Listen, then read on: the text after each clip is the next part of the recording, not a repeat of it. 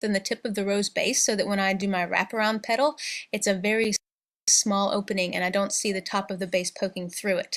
I'm then going to pipe a row of 3 petals and then a row of 5 petals slightly underneath the row of 3 petals.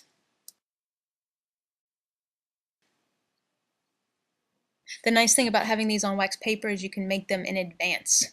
So think about having the top of tip 104 almost leaning in a little bit towards the rose base when you pipe that center wraparound, and then when you do the first row of 3 petals you want to have it more kind of straight up and down. And then as you pipe subsequent rows of petals you want to lower the tip on your base and angle it out a little bit more. When the roses get really big you may need the help of a spatula to get them safely off the flower nail.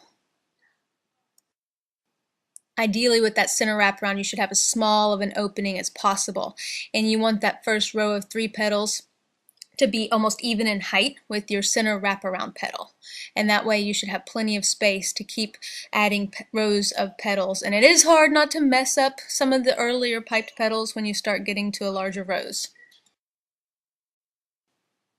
Also notice too when I start piping the petals, I'm piping them each individually, and it's the turning of the nail that helps to make the shape of the petal. I'm not moving my right hand a whole heck of a lot. There's a slight up and down motion to make the petal, but it's not a huge motion. It's mostly the turning of the flower nail that helps to form the petal.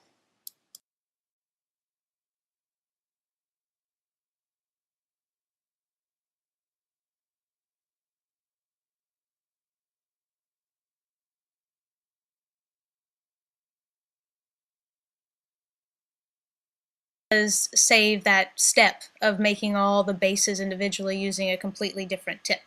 And it even works if you're doing it with pink icing.